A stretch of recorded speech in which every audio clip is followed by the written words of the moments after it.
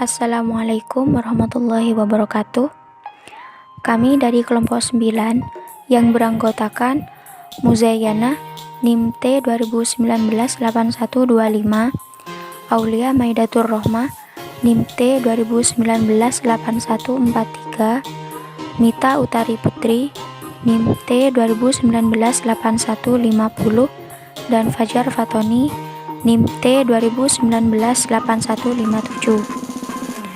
Kami akan membahas tentang polinasi atau penyerbukan dan fertilisasi atau pembuahan pada tumbuhan. Saya Muzayyanah NIM T 2019-8125.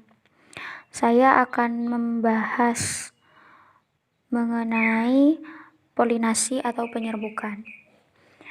Pengertian polinasi atau penyerbukan diambil dari buku Sexual Plant Reproduction. Penyerbukan merupakan jatuhnya serbuk sari atau polen pada permukaan stigma atau kepala putih. Berdasarkan asal serbuk sari, polinasi terbagi menjadi 1. Polinasi autogami atau penyerbukan sendiri, 2. Polinasi geitonogami atau penyerbukan tetangga, 3. Polinasi alogami atau penyerbukan silang, dan 4. Polinasi hibridogami atau penyerbukan bastar. Polinasi autogami atau penyerbukan sendiri terjadi ketika serbuk sari atau polen dipindahkan dari kepala sari ke kepala putih atau stigma, bunga yang sama atau bunga itu sendiri. Ciri-ciri dari polinasi autogami ini hanya berlangsung pada bunga hermafrodit, yakni bunga yang memiliki dua alat kelamin, jantan dan betina. 2. Tidak menghasilkan variasi keturunan. Contoh dari polinasi autogami adalah bunga sepatu. Polinasi geitonogami atau penyerbukan tetangga terjadi apabila serbuk sari menempel pada kepala putih pada bunga lain, namun masih dalam satu tumbuhan yang sama atau dalam satu pohon. Di dalam penyerbukan tetangga disebut penyerbukan tetangga karena bunga jantan dan bunga betina tidak berada pada satu bunga, atau proses penyerbukan membutuhkan dua bunga dalam satu tumbuhan. Penyerbukan tetangga terjadi pada tanaman jagung, padi, kelapa, mawar merah, mawar putih, dan lain-lain. Polinasi alogami atau penyerbukan silang, yakni serbuk sari jatuh ke kepala putih bunga lain pada tumbuhan yang berbeda, namun masih dalam satu jenis. Umumnya, penyerbukan ini menghasilkan variasi keturunan karena perpaduan dari dua sifat tumbuhan. Tumbuhan yang mengalami penyerbukan silang, contohnya melinjo, kamboja, pinus, mawar, dan lain-lain. Polinasi hibridogami atau penyerbukan bastar terjadi apabila serbuk sari berasal dari bunga pada tumbuhan lain yang berbeda jenis, namun setidaknya memiliki satu sifat yang berbeda.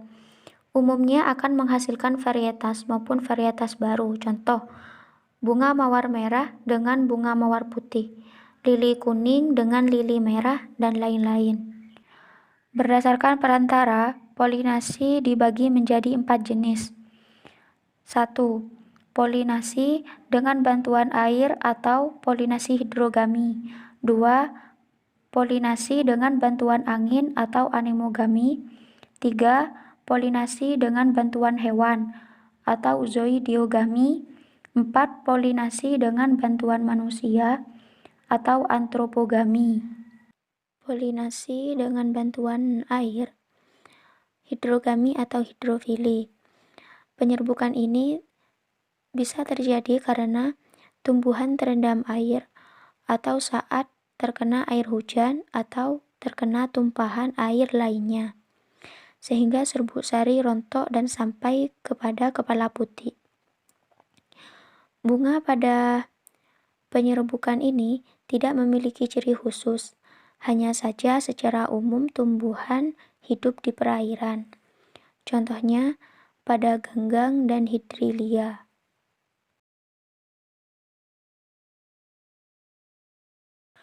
Penyerbukan dengan bantuan angin atau anemogami. Proses penyerbukan ini terjadi saat angin meniup serbuk sari yang halus, sehingga serbuk sari terlepas dari tangkai sari dan masuk pada kepala putih.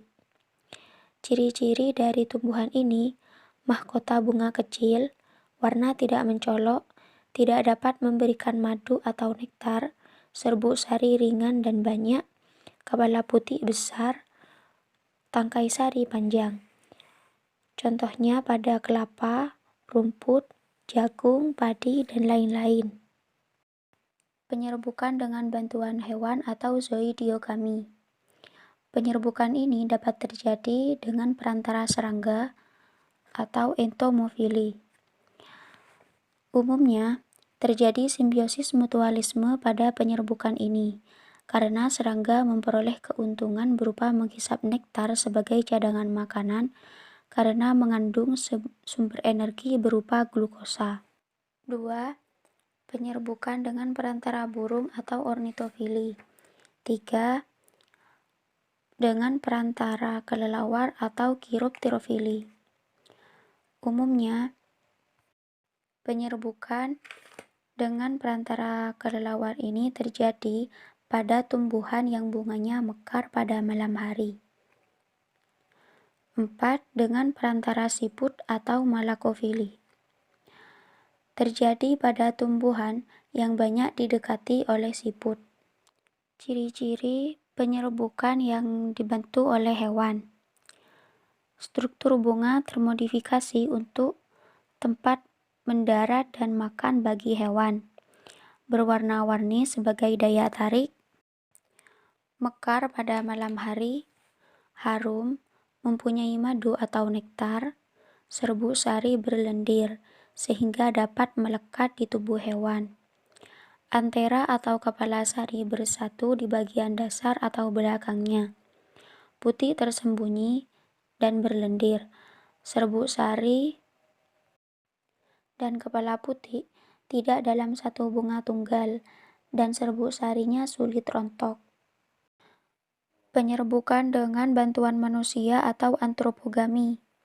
Penyerbukan ini terjadi karena adanya campur tangan dari manusia. Manusia membantu proses penyerbukan dengan cara memetik serbuk sari dan menempelkannya pada putik bunga betina. Adapun ciri-ciri dari penyerbukan ini, memiliki manfaat baik untuk kesehatan maupun keindahan.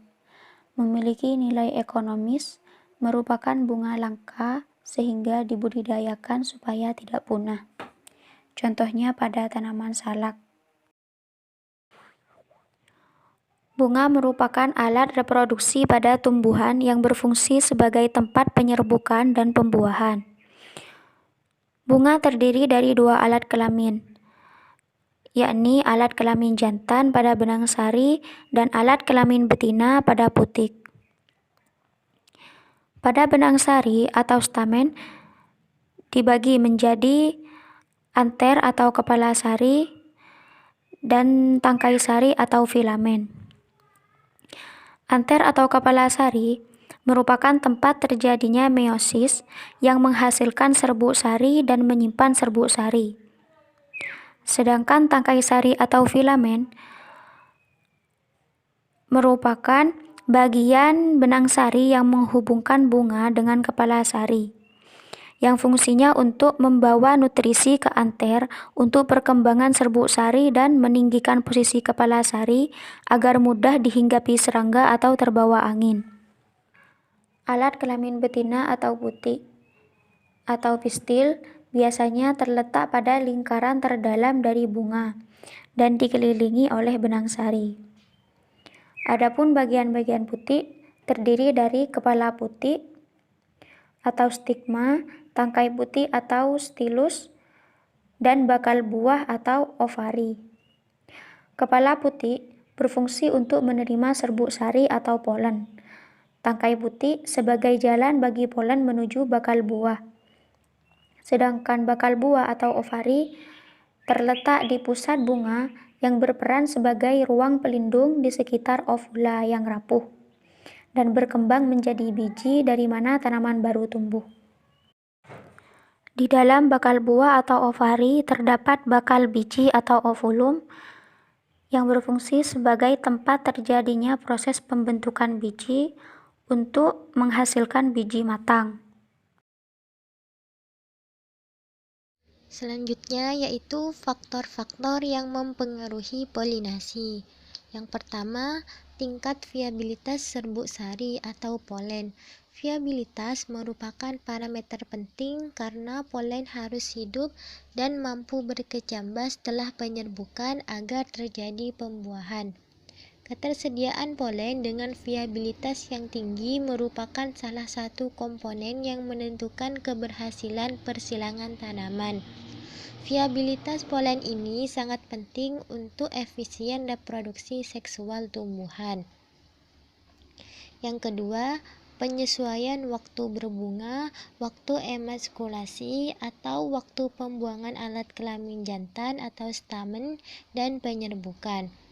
Tanam tetua jantan dan betina harus diperhatikan supaya pada saat antesis atau pada saat waktu mekarnya bunga dan waktu reseptif atau waktu menerima bunga waktunya bersamaan.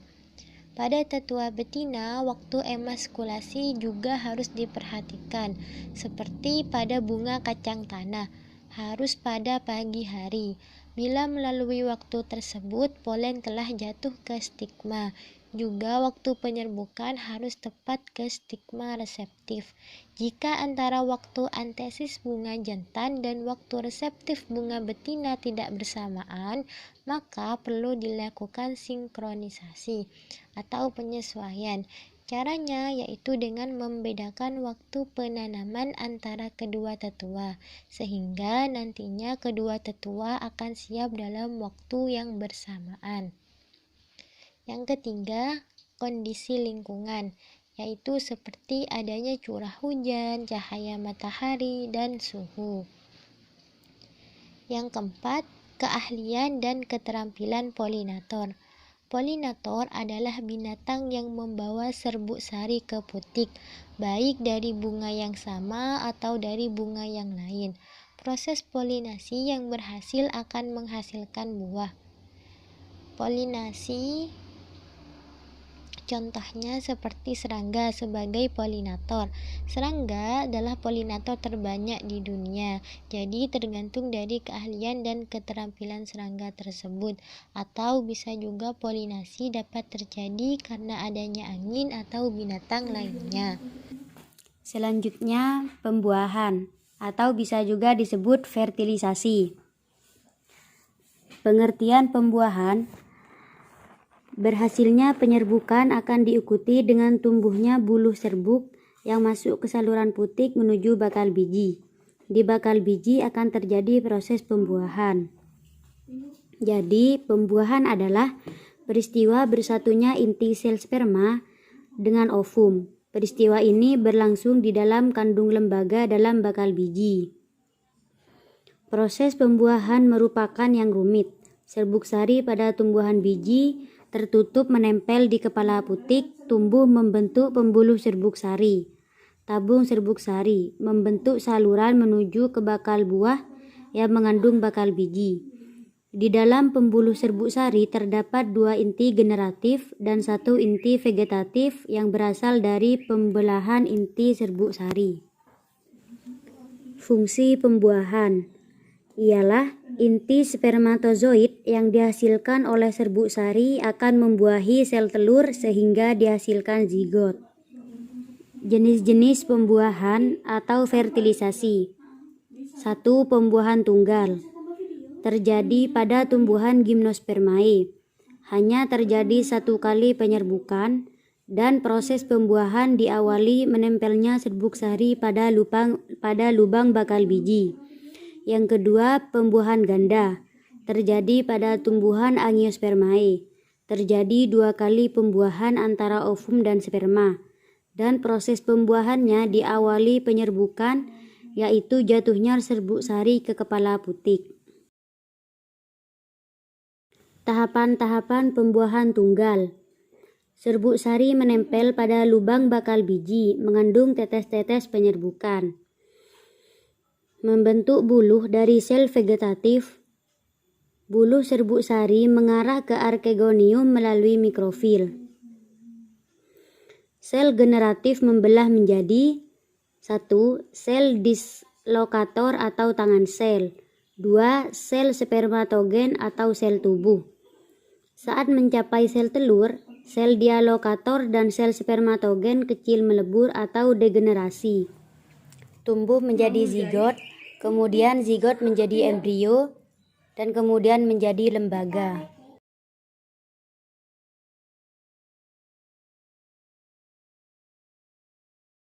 Pembuahan ganda adalah proses pembuahan yang terjadi pada tumbuhan berbiji terbuka, di mana akan terjadi dua proses pembuahan untuk menghasilkan embrio dan cadangan makanan. Angiospermae mengalami pembuahan ganda untuk membentuk embrio dan cadangan makanan.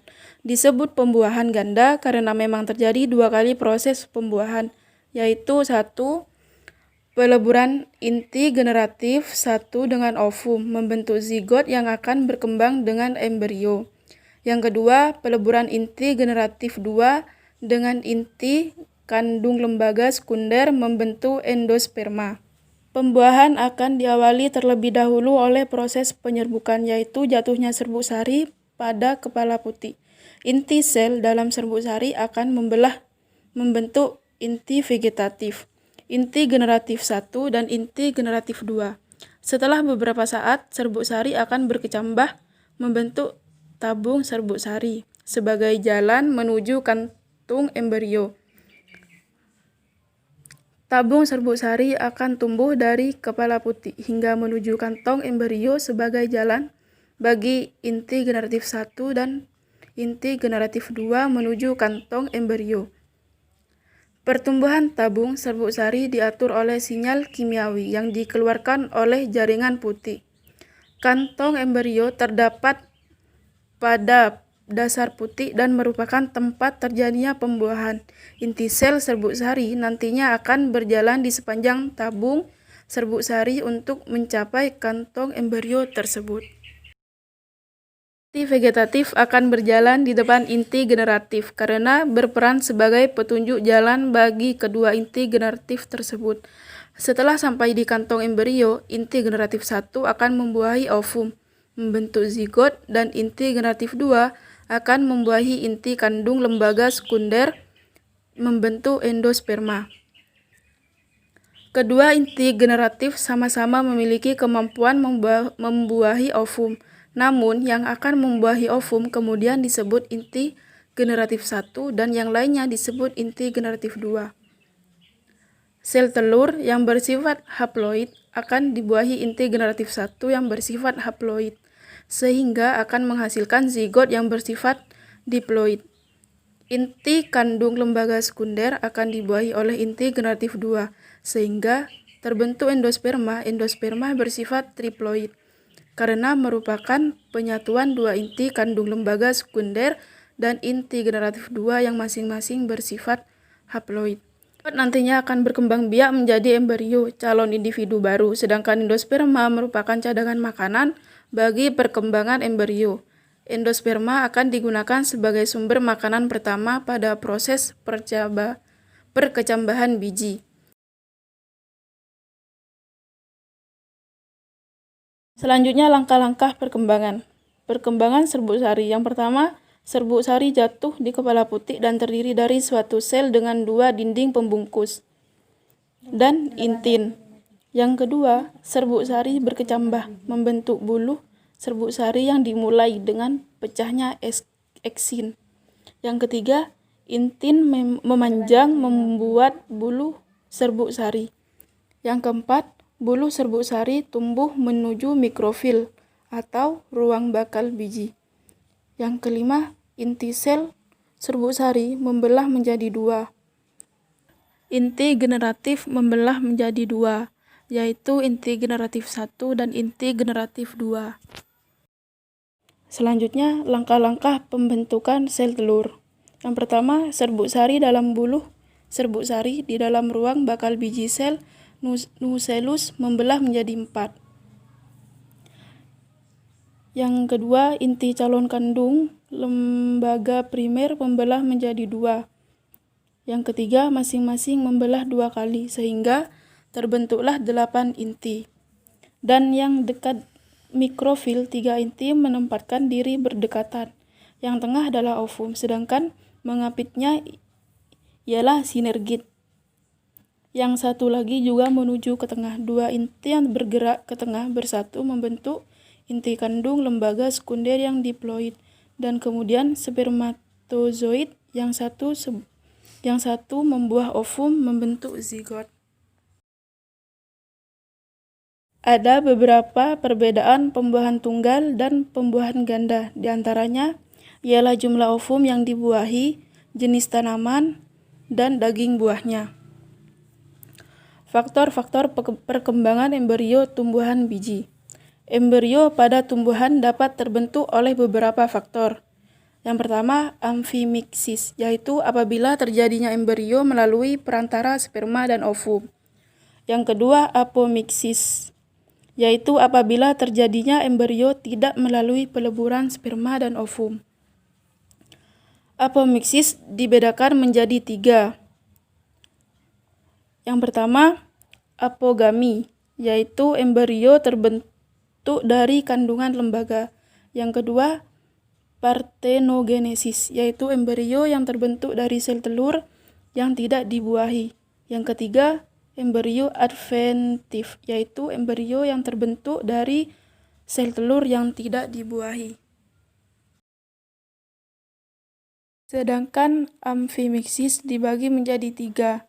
Yang pertama, porogami, yaitu inti generatif masuk melalui mikrofil.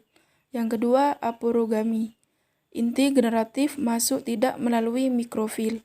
Yang ketiga, kalazogami, inti generatif masuk melalui kalaza.